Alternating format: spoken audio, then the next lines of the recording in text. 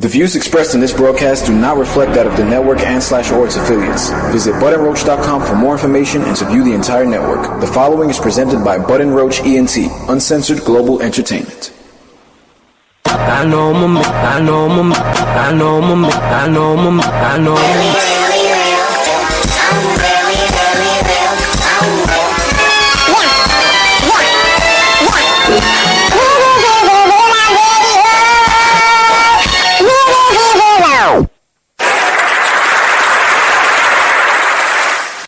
This is Real Loud Radio.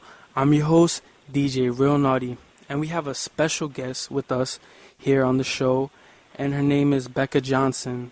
She's a modern dancer at Riverside City College and a freelance writer and poet.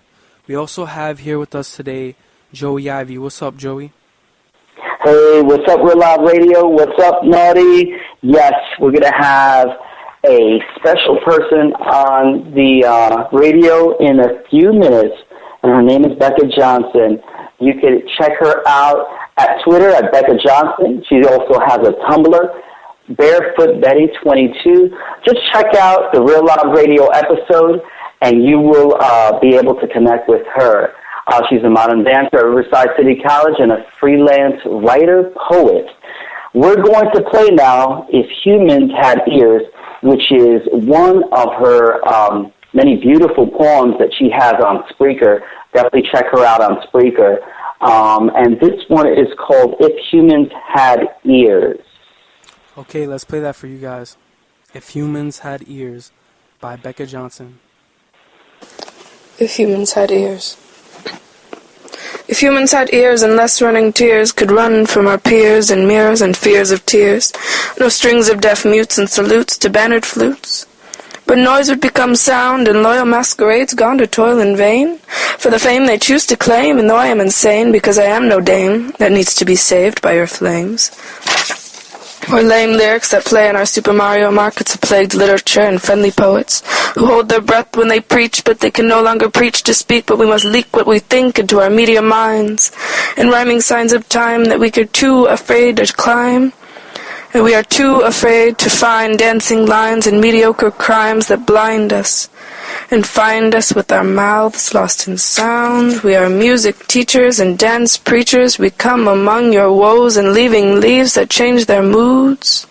For savage stools along poles and sand dunes and dicks with funny clits and no triple S in our garages, we are only drumming tools and cool matches to light our falling flames and fame.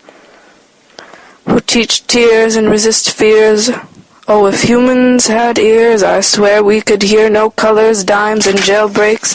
I'm tired of your proxy phones and cranial clones that bark at goats, dreaming that they will bark back. If humans had ears, we could understand what rights are right and what wrongs are our right. Instead, cries for hiding fears and feet, and trick-or-treat jokes that yearn to soak in the blood that we can only see with pupated ears and waxed-out vanities. I'm serious, but I laugh instead.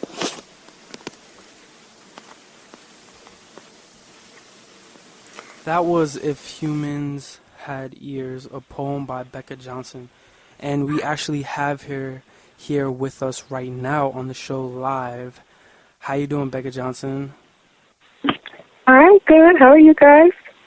Doing great. We're here at the show. Joey's here, too. You know it. Yeah, it's a real pleasure to have you on our show. We're, really happy to have you. We're excited, to really, talk about your poems and just, find out more about you and stuff like that. Well, thanks, guys. I'm privileged. Like, really, it's an honor. Thank you. Same thing here. Thank you so much. So, all right, first question. Who inspired you? What inspired you to, write and, start performing poetry and stuff like that? What was your inspiration? I get a lot of my inspiration from life in general, from the people I'm surrounded by especially. I'm a dancer, so I have a keen eye for human behavior, and sort of human interactions are really important to me, and I'm always pretty aware of it when it's going on, even if people maybe it's kind of creepy, like people aren't aware that I'm watching them, but but I think people are really intriguing, and I have such a love for people, and so when I write, I'm really inspired by the things I see, and by how people find communication, and so when I'm speaking my poetry or when I'm writing my poetry, it's sort of my way of communicating back, because I'm not necessarily a great speaker or anything. I write first, then I speak, and that's sort of how it's always been. And so let me ask you this: you write first, or do you observe first? I guess it's more of a scientist perspective. I sort of observe and make a hypothesis, and then I sort of act upon it, and I write. I think what she's trying to say is like her environment. She observes it, and it kind of inspires her to write. Yeah. You know what? It's funny. We had a chance. It's crazy to speak because before we started to record. Our mission statement is to make people aware. So I like how you said, like awareness and stuff like that. I like that. Yeah, it's incredibly important, I think, yes. Definitely. Oh, wow. And so you were inspired by who specifically, if you wanted to name names? Several artists, but more specifically, I'm Allen Ginsberg. He's like a phantom mentor of mine. He's deceased, but he still very much breathes into everything that I feel, and I completely get him sometimes. I'm just like, I get you, Ginsberg. Yeah, wow, that is so amazing. Naughty, we had a chance to speak before we recorded, and that's what we both share that he is my favorite poet of that beat generation. He was so political. He was voiceful. Something so much needed now, and I'm glad that people are doing that now. And very voiceful and very eccentric, but in a sense, I don't even think eccentric. I think sometimes I feel that's how we need to be. It's honest, yeah. Yeah, and he was a lover of many poets and not afraid of that, I think. Yeah, actually, have you read any of Gregory Corso's work? So what, you said? Gregory Corso, one of Ginsberg's friends and Kerouac's friends. I haven't, actually. Okay, yeah, he was one of that little beat, but he was sort of like the side beat person. Yeah, Gregory, and that'll be cool to check it out. I know that you had also mentioned to me a modern dancer, which I learned from you today, Bill T. Jones. Bill T. Jones, he's like a grandfather that I never had, almost, and he's still living, he's not deceased. Right. And he has gone through so much. He lost his partner a long time ago, and still, his name was, and he, oh my goodness. And he lost his name was Arnie, sorry, I forgot his name, a little blank. Okay. And he lost his partner, but still created a company combining both of their names with it. I thought that was so nice. Beautiful, and he still creates works for him, and Arnie died from AIDS, and so that was a very relevant topic, especially in the 60s at the time when he was very predominant in the dance world. And he's such a stunning person, too. If you hear him speak, he's very articulate. He's a very articulate dancer, which is, I hate to say it, but it is, it's not well known. Like, many people think dancers are dumb, and it's not true at all. We're very intelligent. We know what we're doing. We know how we're moving, and some have trouble speaking it. Why would anyone think a dancer is dumb? Like, why would anyone say that? Well, I've gotten it several times. Not so much dumb, but they don't go to school because, they're a dancer and that's all they do. Or oh, I see. Or, you can't. Yeah, that's true. Because, you can't be intelligent.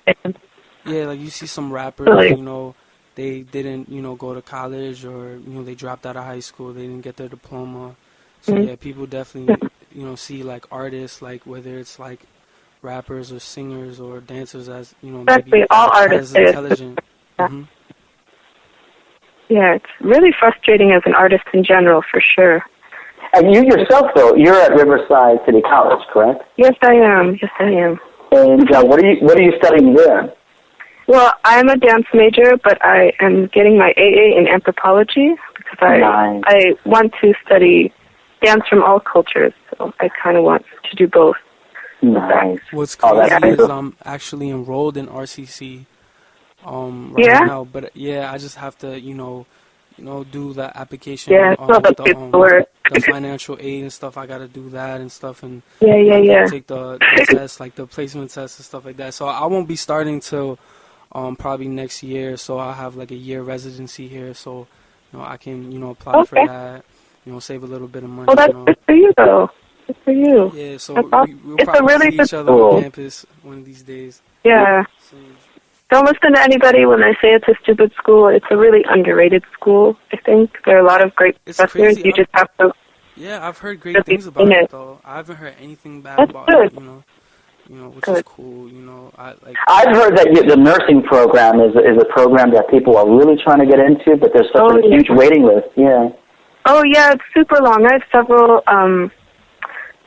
friends. A lot of them are from, like, the Pilates classes and stuff, and they're sort of indulging in both movement and sort of using that as therapy in the nursing, industry, you would say. Right. The medical industry, and they're really looking for that, and it's really cool. But, yeah, they're saying the waiting list is, like, just really hard to get into.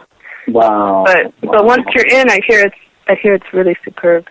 Now, you were telling me that you one of your modes of transportation in California, in Riverside, is the bus system. Yeah. And that's a source of inspiration to you. How? All the time. I take the bus every single day. And, once in a while, or after a while, I should say, you just get used to it.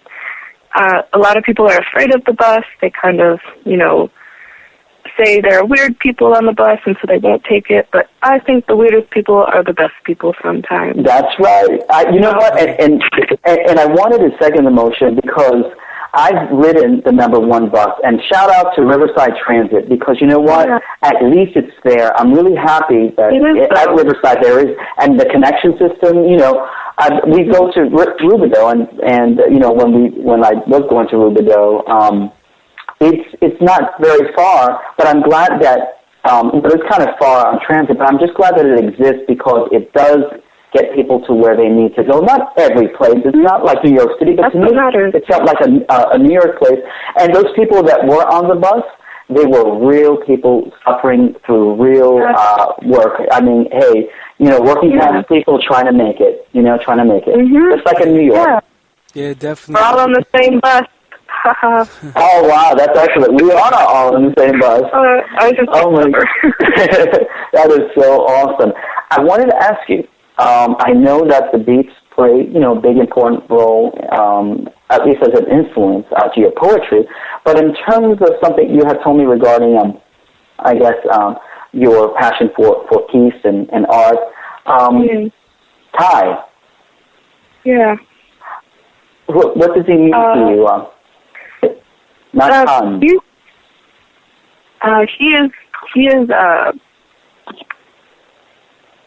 He is like if I had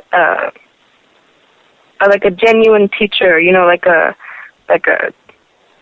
how they have in the movies like the karate teachers who are there at their side teaching. The senseis, Yeah, he is that for me in a sense where when you get so frustrated with how this world is so not full of peace, it's the complete opposite. And he makes you feel that life is not as you seem. Like not everything you see, but you have to feel it. And you have to be in it. And I think we think too much and we don't live enough sometimes. Right. And I've trouble speaking about it because it's so much. Like it's hard to interpret everything he feeds into because he really inspires my entire way of being. Right. And Buddhism isn't my religion, but okay.